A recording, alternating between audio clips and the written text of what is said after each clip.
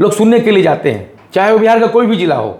उसमें ये नहीं कह सकते आप खाली पासवान समाज के लोग जाते हैं, सब दल सब समाज के लोग वहाँ जाते हैं। चिराग जी को एक एक्सेप्ट किया हुआ है, उनको वो आशीर्वाद है यहाँ जो पूरा यहाँ के जितने भी समाज के लोग हैं, इसलिए भीड़ लगती है वहाँ। तो मांझी जी को लगा कि इनको ज़्यादा सीट मिल जाएगी, तो एक लोकसभा पे 5 या 6 सीटें हैं, तो उनकी वही 5-6 सीटें बनती हैं। हम लोगों की अगर 5 तो 30 तो वैसे ही बनती है, क्योंकि हम लोग पाँचों के पाँचों जीत के आए, इसीलिए हम लोग उम्मीद 40 की कर रहे हैं। नेता आदरणीय चिराग पासवान जी ने क्लियर कर दिया, हम लोग 243 असेंबली की तैयारी पूरे एनडीए के लिए कर रहे हैं। अगर चिराग पासवान जी को एनडीए का मुख्यमंत्री का उम्मीदवार अगर बना दिया जाए तो पूरा एनडीए स्वीप कर जाएगा।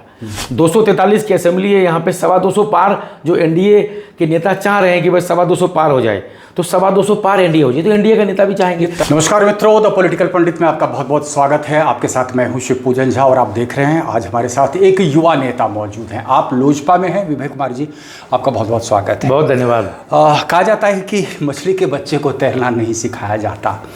आपके पिताजी बहुत अच्छे हमारे मित्र हैं, अच्छे नेता कह सकता हूँ, मंत्री रहे, खुद भाजपा में हैं, लेकिन आपने लोजपा चुना। दरअसल मैं तो MBA HR हूँ, PhD हूँ, दिल्ली विश्वविद्यालय से ग्रेजुएट करने के बाद फिर वहीं से मैनेजमेंट करने के बाद अलग अलग कॉर्पोरेट में लंबा मैं 15-16 साल कॉर्पोरेट में रहा।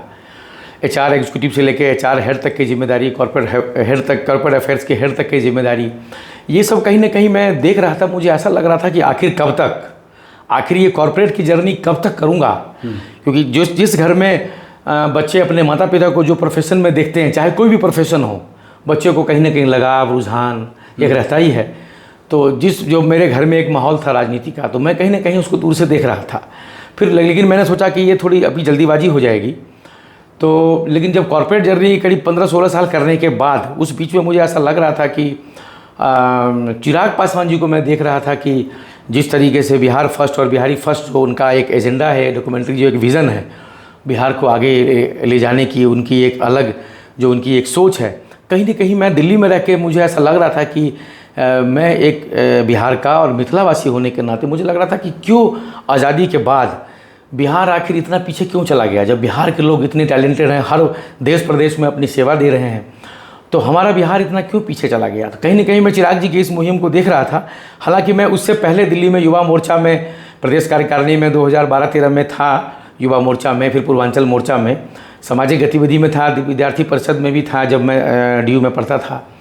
लेकिन जब मैं फुल टाइम ये मैंने डिसाइड किया 2020 के बाद, जब चिराग जी को देख रहा था, तो एक बिहारी होने के नाते मुझे लगा मैं भी चिराग जी के साथ जुड़ के बिहार के लिए, बिहार का विकास और मिथिला का विकास अगर मैं चिराग जी के साथ उस मुहिम में अगर जुड़ के करूँगा तो मैं भली भांति उसको मैं अच्छा कर सकता हूँ। इसलिए मैंने लोजपा ज्वाइन किया है। कि भाजपा में आपको कहीं ना कहीं ऐसा प्रतीत हुआ कि शायद आपका उस तरीके से स्पेक्टेकुलर ग्रोथ नहीं हो सकता और इस वजह से आपने लोजपा चुना। देखिए ऐसा है कि यहाँ तो बहुत सारे पॉलिटिशियन के बच्चे हैं, नाम लेने की ज़रूरत नहीं है, अब तो वो भी बच्चे के अब तो बड़ा फिक्र, बड़ा नाम हो गए। लेकिन मुझे कहीं ऐसा लग रहा था कि अभी मेरे पिताजी लंबा अभी सिटिंग MLA हैं ही, अभी उनका और अभी उनका बाकी है विधानसभा में, बाकी है इनिंग्स बाकी है अभी। तो मुझे लग रहा था कि मैं खास करके बिहार की भाजपा में जो कद उनका है, तो मुझे लगता है इनिंग्स काफ़ी बढ़िया होना है उनका। तो मुझे लग रहा था कि मैं आखिर भाजपा में तो 2 लोगों को टिकट पॉसिबल नहीं है एक परिवार में, क्योंकि मैं तो पिताजी को शुरू से ही मन में क्या है कि एक ही सीट से नहीं, आसपास की सीट से नहीं, ऐसा है कि भाजपा में तो एक परिवार से 2 लोगों को पॉसिबल नहीं है। हाँ। परिवार बाद आपको पता ही है। हाँ। तो मुझे कहीं ना कहीं लगा कि तो मैं अपने आदरणीय जो अध्यक्ष हैं चिराग जी, उनसे जब मैंने बात की, बेचारे कोशिश करते ही रह गए। तो मुझे ऐसा लगा कहीं ना कहीं मैं जब चिराग जी से बात की, चिराग जी को जो अच्छा लगा कि हम लोग एक ही उम्र के हैं और बिहार में हम लोग अच्छा कर सकते हैं, हम लोग एक आध साल आगे पीछे होंगे, हम लोग का लंबा इनिंग है अभी बिहार में, तो इसीलिए मैंने चिराग जी को ज्वाइन किया। अच्छा, एक चीज़ बड़ी अच्छी लगती है चिराग जी की राजनीति। देखिए 2005 का दौर याद होगा, खास करके फरवरी और मार्च में बहुत स्पेक्टेकुलर एक परफॉर्मेंस हुआ था लोजपा का, लेकिन सत्ता की चाबी जो है वो रामविलास पासवान जी ने अपने पास रख ली, वजह प्रेसिडेंट्स रूल। अब मैं देख पा रहा हूँ वर्तमान परिस्थिति में फिर से एक बार लोजपा जो है बड़ी मजबूती से अपने आप को रख रही है। यहाँ तक कि आरा की रैली में तो ये कह दिया गया कि 243 की 243 सीटों पर तैयारी हो रही है। अब एक भ्रम की स्थिति ये पैदा कर रहा है कि क्या ये एनडीए के पाले में रहते हुए चिराग पासवान 243 की तैयारी कर रहे हैं, या मनसा है, लार्जर देन लाइफ एक एम्बिशन हो गया है कि 243 पे अकेले ही चुनावी मैदान में उतर जाए। ये थोड़ा सा स्पष्ट करेंगे आप? देखिए क्या है कि मैं आपको स्पष्ट रूप से बताना चाहता हूं कि हमारे पार्टी के जो नेता आदरणीय चिराग पासवान जी ने क्लियर कर दिया कि 243 की असेंबली है बिहार में, हम लोग 243 असेंबली की तैयारी पूरे एनडीए के लिए कर रहे हैं।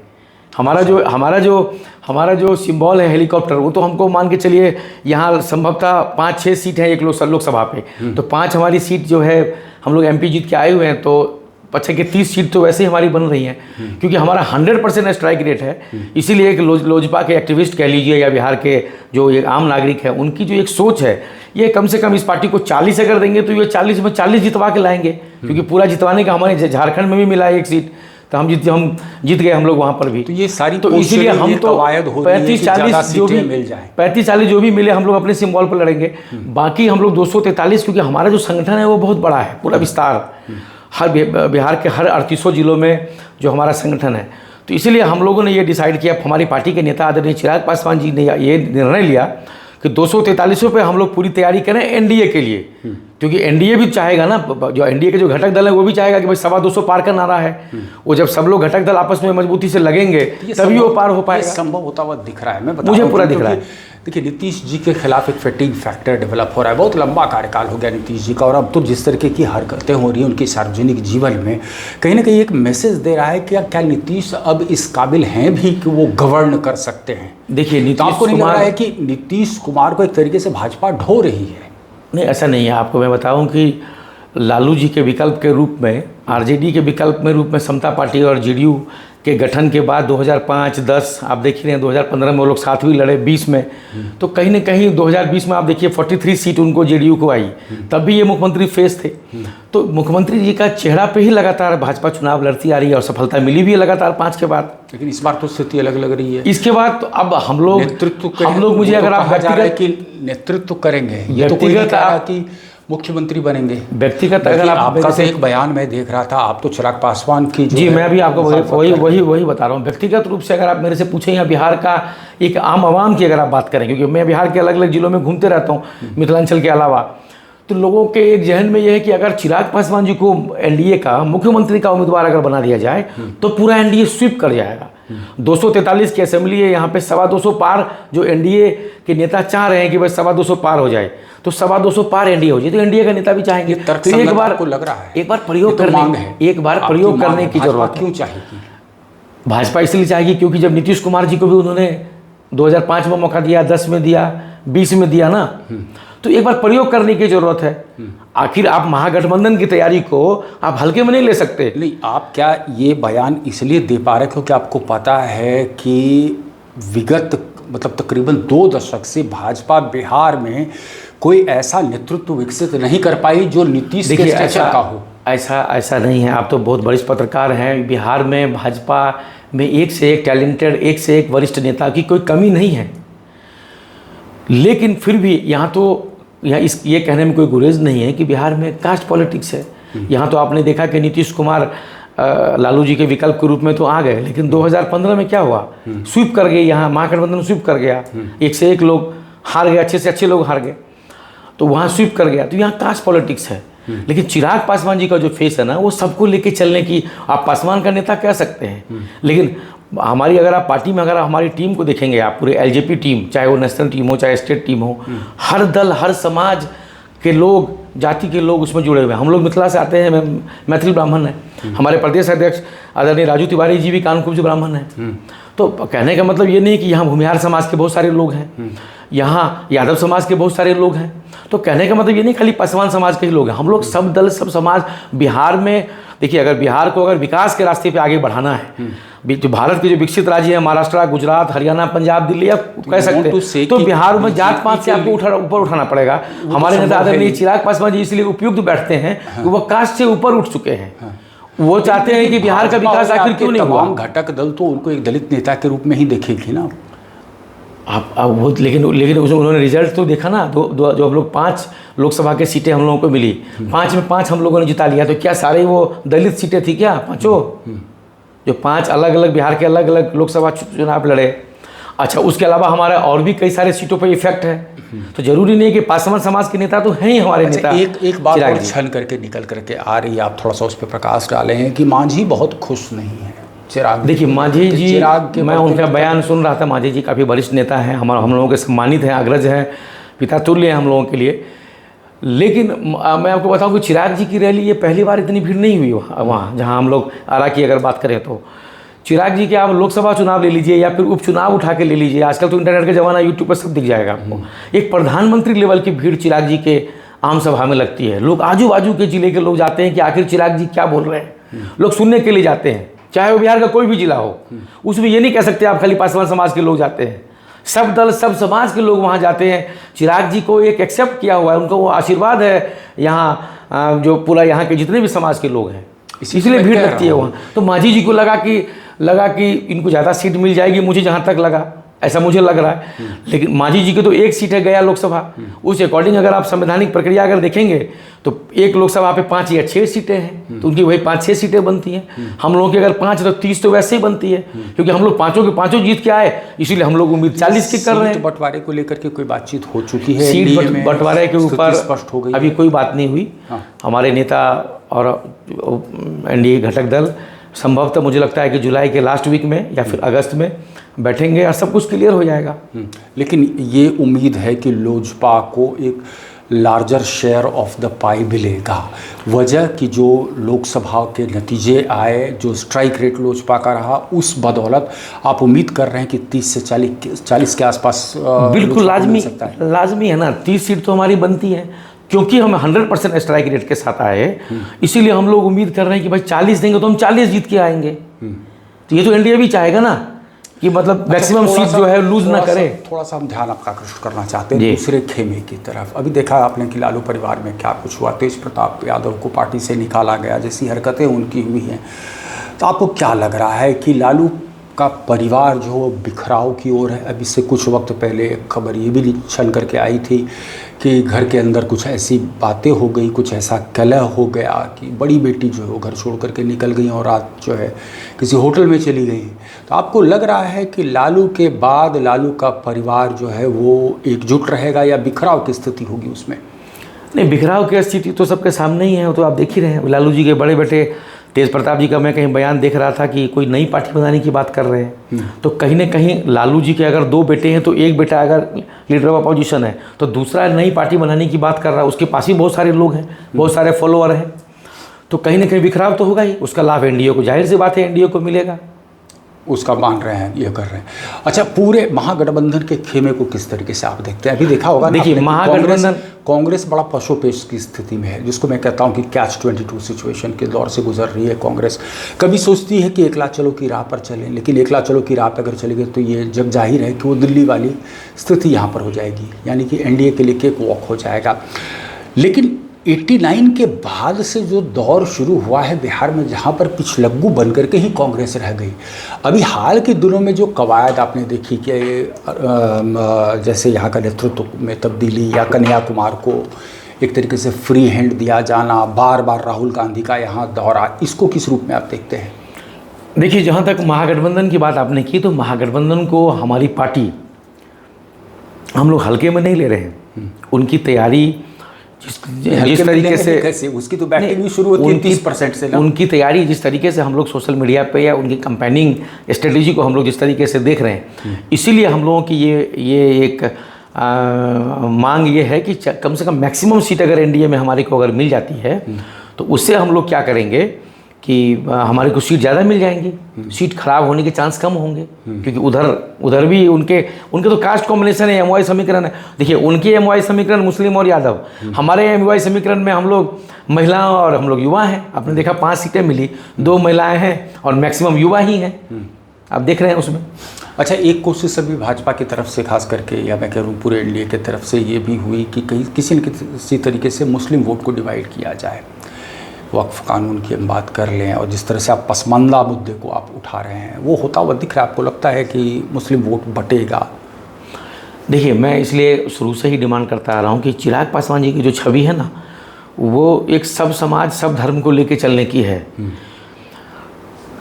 MY समीकरण आप देख रहे हैं RJD में है। चिराग पासवान जी अगर मुख्यमंत्री का उम्मीदवार यहाँ अगर बना दे, एक बार NDA अगर प्रयोग कर ले, तो इसमें मुसलमान से लेके सब दल सब समाज के लोग उन पे विश्वास कर लेंगे। ये मुझे पूरा विश्वास है।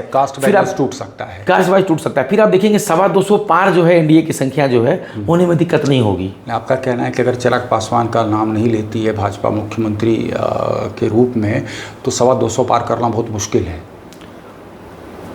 आप कह सकते 225 पार तो इतना आसान तो है नहीं कि 243 की संख्या है और 225 पार कैसे करेंगे। हमारी पार्टी और हमारे नेता की अहम भूमिका तो रहेगी, तभी हम लोग अलायंस में जुड़े हुए हैं। चुनौती तब और और जो बढ़ जाती है जो 40 लोकसभा की सीट जो जीत के वहाँ गए हैं, जो 30 या 32 हैं लोकसभा, उसमें हमारा महत्वपूर्ण योगदान है। 5 के अलावा भी हमारा महत्वपूर्ण योगदान है हमारी पार्टी और हमारे नेता का। ये भाजपा की मुश्किलें और बढ़ सकती हैं, NDA की मुश्किलें और बढ़ जाती हैं अगर किसी तरीके से नीतीश कुमार को ही प्रोजेक्ट कर दिया जाए। देखिए, नीतीश कुमार जी को एक अगर आप मेरे से व्यक्तिगत रूप से पूछें तो एक उम्र होती है लोगों की। हम लोग भी कॉर्पोरेट में लंबा रहे, मैनेजर के बाद जनरल मैनेजर, फिर VP, फिर डिपार्टमेंट हेड किया, फिर एक डायरेक्टर हो गया पूरे उसका प्लांट का। तो कहने का मतलब कहीं ना कहीं मैं तो कॉर्पोरेट में हूँ, तो कॉर्पोरेट का एग्जाम्पल सामने दिखता है। तो कहीं ना कहीं आदरणीय नीतीश कुमार जी को देखिए, उनका पूरा बिहार ही नहीं है। जिस तरीके से उनको ये गुंडा राज, बदमाशी, यहाँ आतंक का राज था, मुख्यमंत्री जी के आवास में जो एक ऑर्गेनाइज क्राइम को वहाँ सुलझाते थे लोग कि भाई कितने में डीलिंग, इतना जो है कम करो, इसके बाद इतना पैसा नहीं है। आजू बाजू के राज्यों की बात होने लगी कि भाई इसको मर्ज करना पड़ेगा बिहार को। तो कम से कम नीतीश कुमार जी ने यहाँ आके लॉ एंड ऑर्डर ठीक किया, एक इंफ्रास्ट्रक्चर ठीक किया बिहार का। आप लोग यहाँ सुकून से रह रहे हैं। हम लोग दिल्ली विश्वविद्यालय में पढ़ते थे, फिर बाद में कॉर्पोरेट में आए। उससे पहले लोग गाली के रूप में बिहारी को देते थे। जब बाद में नीतीश कुमार जी का जो पहला कार्यकाल था 5 से 10 का, उसके बाद जो है लोग एक इंटेलेक्ट के रूप में लेने लगे कि अरे बिहार के लोग तो बहुत इंटेलेक्ट होते हैं, बहुत समझदार होते हैं, बहुत पढ़े लिखे होते हैं। इवन जो कम पढ़े लिखे लोग जो वहाँ कुछ लोग जो मिलते थे वो कहते थे कि अरे आप बिहारी क्यों कहते हैं अपने आप को, बिहार आप तो इतने अच्छे आदमी हैं। माननीय जो मुख्यमंत्री नीतीश कुमार जी इतने अच्छा से भाषण बात से पूरा इत्तेफाक रखता हूँ, क्योंकि मैं भी बाकी बिहारियों की तरह एक टिन का बक्सा लेकर के दिल्ली गया था। वो दौर तो बड़ा एक ऐसा दौर था, मुझे लगता है कि लेकिन माननीय नीतीश कुमार जी का ही योगदान है कि लोग पूरा देश भर में बिहार के बारे में, जो बिहार का जो ओहदा बढ़ गया हो गया भाई। लेकिन अब एक 20 साल हो गया, अब इनको जो उम्र है एक संरक्षक की भूमिका में हो, एक उनका एक पैट्रॉन की भूमिका में रहे, एक राष्ट्रपति उपराष्ट्रपति की भूमिका में रहे। उनको थोड़ा सा इंटरेस्ट दें, थोड़ा सा इंटरेस्ट दिखाएंगे तो माननीय प्रधानमंत्री जी और गृह मंत्री जी उनको केंद्र की राजनीति में एक्टिव कर सकते हैं, कहीं गवर्नर हो सकते हैं। अश्विनी चौबे कह भी रहे थे सब, बिल्कुल ठीक कह रहे थे, जायज़ है ये चीज़। अब एक ये उम्र भी तो होती है एक इंसान की। अब जो कोई मजबूरी या कोई ज़बरदस्ती तो है नहीं कि एक ही जगह आप बने रहें। हाँ, उनका बेटा मैं देखता हूँ, निशान जी मैं देखता हूँ, जिस तरीके से सूझबूझ और एक टैलेंट है। लगातार उन्होंने अपने पिताजी को देखा है, बिहार के मुख्यमंत्री देखा, लगातार उन्होंने अपने पिताजी को MP देखा, मिनिस्टर देखा, वहाँ रेल मंत्री भी तो थे दिल्ली में, लगातार विधायक भी थे यहाँ पहले। तो उनके जो सुपुत्र हैं निशान जी, वो लगातार वो जो है एक अच्छा विकल्प हो सकते हैं अगर चिराग जी को। इसीलिए आप कह रहे थे चिराग जी को मुख्यमंत्री और उनको हाँ, चिराग जी को अगर भाजपा का समर्थन लेकर के सरकार बनेगी, लेकिन भाजपा को कहीं कोई देखिए वो तो पार्टी आपके हिसाब से घटक दल में तय होगा। घटक दल ही घटक दल में तय होगा कि भाजपा को क्या मिलेगा। घटक दल में तय होगा कि तो हम लोग एक अनुमान लगा रहे हैं, एक तो हम लोग एक अपनी बात रख रहे हैं। भाजपा में एक से एक टैलेंटेड लोग हैं। अभी सम्राट भैया आप देख ही रहे हैं, सम्राट चौधरी जी बहुत ही जिस तरीके से जो बिहार में पूरे भाजपा कार्यकर्ताओं के जो है एक चहेते बने हुए हैं। हम जैसे लोग भी जाते हैं तो एक उचित सम्मान मिलता है, चाहे उनका निजी आवास हो, चाहे उनका जो सरकारी जो उनका घर हो, चाहे ऑफिस हो, एक उनकी स्वीकृति, एक उनका जो एक स्टेटस है आप देख रहे हैं, एक्सेप्टेबिलिटी लगातार उनकी है। हाँ। तो ये हम नहीं होते कहने वाले, मैं तो एक वोट की राजनीति है यहाँ, कास्टिज्म है बिहार में। जब उस बेस पर सम्राट चौधरी का जिक्र होता है, मुझे ये तो हम समझ पा रहे हैं कि भाजपा क्यों अपने दाव लगा रही थी सम्राट चौधरी पर, लेकिन आपको नहीं लगता है वो पगड़ी वाला प्रकरण खास करके वो जो है वो लोगों को देखिए कहीं ना कहीं आप वरिष्ठ पत्रकार हैं शिवपूजन भाई, मैं आपको बताना चाहता हूँ कि कहीं ना कहीं राजनीति में यहाँ विचारधारा की लड़ाई है, कहीं ना कहीं समझौता करना पड़ता है। आदरणीय सम्राट चौधरी भैया ने जरूर कहा था कि जब मैं पगड़ी तब उतारूंगा जब यहाँ का मुख्यमंत्री बदलेगा, लेकिन केंद्र में अलग तरीके से ये गठबंधन हुआ, लगातार NDA अलायंस में माननीय नीतीश कुमार जी की एंट्री हुई और आपने देखा कि 12 लोकसभा सीट जो जीते और यहाँ सब लोग सहमति से एक एनडीए अलायंस से चुनाव लड़े तो 40 में 32 सीट जीत के आए। तो इसमें सबके साथ एक अलायंस में हुआ, तो एक उनको ये जो उनका जो डिसीजन था उसको, क्योंकि ये कोई एक ज़मीनी विवाद या कोई आपसी घर की लड़ाई या कोई ईगो तो ऐसा होता नहीं है। यहाँ तो पार्टी को सत्ता पे लाना, पार्टी को सरकार तक पहुँचाना, एक विचारधारा की लड़ाई है जिसमें सब लोग आपस में एक कॉम्बिनेशन, क्योंकि आप देखेंगे कि एक पार्टी से तो बात बनती नहीं है, तो सब लोग एक समान विचारधारा वाली जो पार्टी होती है बिहार के एक साथ मिलकर करते हैं। अलायंस एक रियलिटी है। तो अभी फिलहाल जो अलायंस एग्जिस्ट कर रहा है बिहार में, एनडीए का खेमा और दूसरी तरफ महागठबंधन का खेमा या इंडिया ब्लॉक, आपको लग रहा है यही इंटैक्ट रहेगा या कुछ ऐसे आपको लगता है कि फेंस सिटर्स हैं जैसे मुकेश सहनी जैसे लोग, या हम कुछ वक्त के लिए बात कर लेते हैं उपेंद्र कुशवाहा की, कुछ वक्त के लिए हम बात कर लेते हैं जीतन राम मांझी की भी, ये ऐसे लोग हैं जिनके बारे में हम कह सकते हैं कि जिधर बेहतर अपॉर्चुनिटी होगा उस तरफ का रुख करेंगे। आपको याद है ना, पिछले विधानसभा चुनाव के पहले ये मुकेश सहनी किस तरीके से भरे प्रेस कॉन्फ्रेंस में तेजस्वी यादव के खिलाफ मुखर होते हुए प्रेस कॉन्फ्रेंस को बाइकआउट करते हुए निकल गए थे। अभी बार बार कह रहे हैं कि तेजस्वी ही चेहरा है। तो आपको लग रहा है दोनों ब्लॉक का स्वरूप यही रहेगा या फिर कुछ तब्दीलियाँ हो सकती हैं? देखिए, चुनाव आते आते तो कुछ ना कुछ चेंजेस तो होते ही हैं, लेकिन अभी जहाँ तक मुझे एनडीए का लग रहा है कि परफेक्ट कॉम्बिनेशन है एनडीए में, एनडीए का परफेक्ट, क्योंकि मांझी जी वहाँ केंद्र में है नहीं, बिल्कुल नहीं है। मांझी जी केंद्र में मंत्री हैं, कुशवाहा जी की भी बात चल रही है, वो भी मुझे लगता है कि आने वाले समय में जल्दी ही लोग विधानसभा चुनाव से पहले वहाँ मंत्रिमंडल में आ जाएंगे दिल्ली में।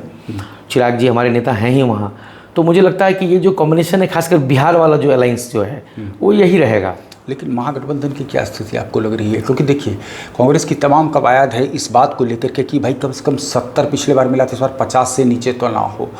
और जो अंदर खाने से खबरें आ रही है उससे तो प्रतीति ऐसा हो रहा है कि कांग्रेस का जो स्ट्राइक रेट रहा है और जो कन्फ्यूजन की स्थिति है, जो लीडरशिप क्राइसिस है, जो इन फाइटिंग है कांग्रेस में, तो लालू जी मॉनिटर कर रहे हैं और लालू जी शायद कांग्रेस को कुछ इतनी ही सीटें दे जो कि कांग्रेस को शायद बिल्कुल लगे अपमानजनक। नहीं, जहाँ तक मुझे महागठबंधन का लग रहा है कि अभी आपने देखा उनके घर में ही काफ़ी दिक्कत है, उस चीज़ को चुनाव आते आते थोड़ा सा माहौल और बहुत बड़े लेवल पे हो जाएगा। आप देख ही रहे हैं, उधर ऐश्वर्या अलग लगे हुए हैं कि वकीलों की राय ले रहे हैं। मीडिया में भी कुछ दिनों पहले उन्होंने अपनी बात रखी थी। तो मुझे लगता है कि बड़ी बहू तो मुझे लगता है कि आने वाले समय में जिस तरीके से विजुअल देखे आपने तेज प्रताप जी के, तो मुझे लगता है कि आने वाले समय में जो थोड़ा सा मुद्दा और गहराएगा और जो है तो वो सब उनको सीट कम करने के तरफ ही ये सब पॉइंट उनके दिख रहे हैं। उसे लग रहा है कि आई वहाँ पीछे महागठबंधन के नेता अभी लेफ्ट के तरफ महागठबंधन के नेता तेजस्वी यादव जी हैं। तेजस्वी यादव जी का पीछे क्या विकल्प है, पूरा बिहार 3 टर्म लेके देखा। तो यहाँ पर जरूरत है कि एनडीए का शासन हो और यहाँ पर मेजर माइग्रेशन, जो गाँव का गाँव खाली हो गया, लोग चले गए, लोग भोजन की तलाश में। आप देखते हैं कोई छठ या दिवाली या होली, लोग जा रहे हैं आ रहे हैं, इसको लगाम लगाने की जरूरत है। देखिए, कोई आदमी यहाँ से यही बाहर कोई बड़ा एंटरप्रेन्योर बन के चले गए तो यही मुद्दा आप देख रहे हैं कि लगातार कांग्रेस प्रशांत किशोर जी की स्ट्रेटजी, हमारे नेता आदरणीय चिराग पासवान जी भी उसकी सराहना कर चुके हैं। लेकिन यहाँ पर फिर मैंने कहा कि यहाँ कास्ट पॉलिटिक्स है, यहाँ सबको लेके चलने, जो सबको समाज को सबको लेके चलेगा वो यहाँ उस चीज़ को ठीक करने की जरूरत है। तो प्रशांत किशोर जी चाहे डेवलपमेंट तो बेस वो रखा हुआ है, बिल्कुल ठीक है उनका, लेकिन यहाँ पर कास्ट पॉलिटिक्स है ना। यहाँ पर अगर ऐसा होता तो नीतीश कुमार जी को फिर क्यों जरूरत पड़ती बीजेपी की, या बीजेपी को क्यों जरूरत पड़ती नीतीश कुमार की? कितनी संभावना है, क्यों हमारी पार्टी के एलजेपी की क्यों जरूरत पड़ती? विपक्ष के लोग जो लगातार ये कह रहे हैं कि भाजपा की ही बी टीम है प्रशांत किशोर, कितनी सच्चाई है इसमें? ये बिल्कुल सच्चाई नहीं है। बिल्कुल, प्रशांत किशोर जी लगातार जेडीयू में थे, पीछे अलग अलग उनकी तो एक कंपनी है, पीआर एजेंसी है, उसके लिए काम करते, ममता बनर्जी जी के लिए काम कर चुके हैं। तो अपोजिशन वाले तो उनका तो काम ही है वो लगाना, उनकी तो अलग पार्टी है, अलग अपना कैंपेनिंग कर रहे हैं, अलग उनकी टीम बनी हुई है, हर लोगों को चुनाव लड़ाएंगे, बहुत सारे तो उनके कैंडिडेट भी फिक्स हो चुके हैं। तो वो ऐसा नहीं है वो बी टीम, तो वो ये अब देखिए क्या होता है। यहाँ लोकतांत्रिक प्रक्रिया है अपने देश में, अब उनको उपचुनाव में तो उनका रिजल्ट आपने देखा ही था। अच्छा, चूंकि पॉडकास्ट है विभय, तो कुछ पर्सनल सवाल भी हम करना चाहते हैं। जी बिल्कुल। कॉर्पोरेट का एक्सपीरियंस आपका रहा है इतना ज़बरदस्त, पिताजी से आपने राजनीति की सीख ली, और विनोद नारायण झा का कद काफ़ी ऊंचा है राजनीति में, आपके पिताजी मंत्री भी रहे और मेरे से ताल्लुकात कुछ जी। उनके कुछ बेहतरीन रहे हैं। कार्यशैली मैंने उनकी देखी है, बहुत ज़बरदस्त कार्यशैली, कोई सवाल खड़े नहीं कर सकता था उनके कार्यशैली को लेकर के।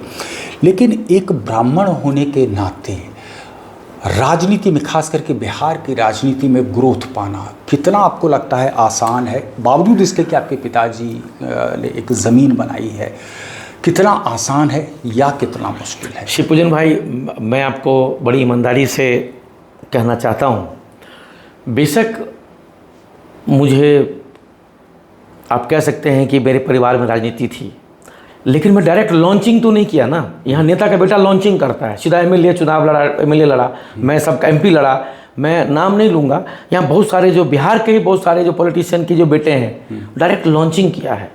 अभी भी बहुत सारे जो एमएलए इन वेटिंग आप कह सकते हैं, बहुत सारे हमारे मिथिलांचल के यहाँ पूरे बिहार के, मैं लॉन्चिंग नहीं किया। मैं ज़रूर पॉलिटिशियन के घर में पैदा हुआ, मैं अलग कॉर्पोरेट में था। मुझे पिताजी ने ये नहीं कहा कि तुम यहाँ ज्वाइन करो और तुम इस पार्टी को ज्वाइन करो, तुम यहाँ विधानसभा लड़ो और ये सीट तुम्हारे लिए, ये सीट तुम्हारे लिए ये है। तो ये जो कहते हैं ना, ये जो लोग कहते हैं कि विरासत में मिली, मुझे पिताजी ने दे दिया, ऐसा नहीं है। मुझे कहीं ना कहीं लंबा कॉर्पोरेट में काम करने के बाद मैं कहीं ना कहीं चिराग पासवान जी को देख के मुझे लगा कि अब फुल टाइम बिहार के लिए काम करने का वक्त आ चुका है। चिराग जी से जब मैंने बात की तो चिराग जी हमारे ऐसे नेता हैं। आपने ब्राह्मणवाद की बात की, एक सेकंड आप सुन लीजिए। ब्राह्मणवाद की बात की तो मैंने जब चिराग पासवान जी के जब सब बात की, जब उनके साथ 1-2 मीटिंग हुई, उसके बाद ही मैं ज्वाइन किया। उन्होंने, उनकी बातों से मुझे ऐसा लगा उनके मन में कहीं भी कोई कास्टिज्म नहीं है हमारी पार्टी की। इससे पहले भी मैंने आपको बताया। तो ब्राह्मण की पॉलिटिक्स तो खराब हो गई, वो तो आप देख ही रहे हैं। 1990 तक 30 एमएलए होते थे, जहाँ मिश्रा, ठाकुर, पाठक मैथिल ब्राह्मण होते थे। लेकिन अब 90 के बाद देख रहे हैं कितनी हावी हो गया कास्टिज्म लालू जी के सरकार के बाद, फिर आगामी अभी तक आप देख रहे हैं कास्ट कॉम्बिनेशन है सारा। इसीलिए मैं आपसे तो अब मुश्किल तो है, लेकिन मैं जिस पार्टी में बिलोंग करता हूँ वहाँ पर आपको लग रहा है उस पार्टी में मुझे लगता है कि पॉलिटिकल कैरियर जो मैंने चुना है चिराग जी के साथ। मैं आपको एक बात और बता दूं शिवपूजन भाई, मैं आजीवन सदस्यता के साथ आया हूं। मैं कोई नॉर्मल सदस्यता के साथ नहीं आया। मैं इधर उधर भागने वाला नहीं हूं। हम लोग कॉर्पोरेट में रहते थे तो लंबा हम लोग रहते थे। ऐसा लगता था मैनेजमेंट की जब इंक्रीमेंट अच्छा नहीं किया, प्रमोशन अच्छा नहीं किया, तब हम लोग दूसरी कंपनी में जाते थे इंटरव्यू देने के लिए। लगता था कि भाई मैनेजमेंट को अब हमारी ज़रूरत ही नहीं है। ऐसा मुझे कई सालों तक, वर्षों तक, दूर दूर तक दिखाई नहीं दे रहा है। चिराग पासवान जी हम लोग एक ही उम्र के हैं, हम लोग का एक ही विज़न है, उनके साथ चल, उनके नेतृत्व में बिहार को आगे बढ़ाएंगे। और आने वाले समय में मिथिलांचल से मैं आपको मजबूती से कहना चाहता हूँ, मिथिलांचल 38 जिलों का ये बिहार है, गंगा उस पर मिथिला, तकरीबन 18 से 20 जिले मिथिलांचल है। मिथिलांचल की एक ही आवाज़ है, चिराग पासवान इस राज्य का नेतृत्व करें और जो लोग बाहर चले गए उसको रिवर्स माइग्रेशन हो, यहीं पर रोजगार हो। जो लोग अच्छा कर रहे हैं, कोई ब्यूरोक्रेट हो गए, कोई बड़ा एंटरप्रेन्योर हो गए, कोई बहुत बड़ी कुछ अच्छा कर रहे हैं, तो वो मिथिला और गौरव के लिए, मिथिला और बिहार के लिए गौरव की बात है। कोई पेट चला रहा है, कोई रिक्शा चला रहा है, कोई छोले बेच रहा है, कोई घर में काम कर रहा है, कोई किराए पर रह के कर रहा है, उस चीज़ को हमारे नेता चिराग पासवान जी जब बनेंगे तो उसको हम लोग ठीक करेंगे। तो मुझे ऐसा लगता है कि मुझे अब आजू बाजू देखने की ज़रूरत नहीं है। बिहार को आगे बढ़ाना है, मिथिला को आगे बढ़ाना है, उसके लिए चिराग पासवान जी के नेतृत्व में हम लोग अच्छा करेंगे। इसलिए इधर उधर भटकने की हमको कोई जरूरत ही नहीं। तो मैं आपकी बातों से इत्तेफाक ज़रूर रखूँगा कि चिराग पासवान के पास अभी लंबी इनिंग्स है। एक बार ऐसे ही मैं उनका इंटरव्यू कर रहा था तो उन्होंने कहा था कि वो दूर की सोच रखते हुए राजनीति अपना कर रहे हैं। शायद ये एक बड़ा कारण था कि हाल के दिनों में हमने देखा जिस तरीके से चाचा ने पार्टी तोड़ दी, उसके बाद भी धैर्य बनाए रखा। ये खुद को लगातार मोदी का हनुमान कह रहे थे, लेकिन ऐसा प्रतीत हो रहा था कि मोदी का ध्यान दूसरी तरफ है। लेकिन मुझे लगता है सब्र का फल मीठा होता है और वही चिराग पासवान ने देखा। चलिए, आप हमारे स्टूडियो में आए विभय जी, आपका बहुत बहुत धन्यवाद। दर्शकों, आज की इस चर्चा में बस इतना ही, लेकिन हम आपसे आग्रह करना चाहेंगे कि अगर आप इस चैनल से अभी तक नहीं जुड़े हैं तो आज ही इस चैनल को लाइक करें, सब्सक्राइब करें और बेल आइकन को ज़रूर दबाएं। हम आपसे ये भी आग्रह करेंगे कि अपने मित्रों से भी कहें कि इस चैनल पर ज़रूर आएं, क्योंकि हम लगातार बिहार की राजनीति से जुड़े हुए मुद्दे आपके समक्ष पेश करते रहेंगे। बहुत बहुत धन्यवाद।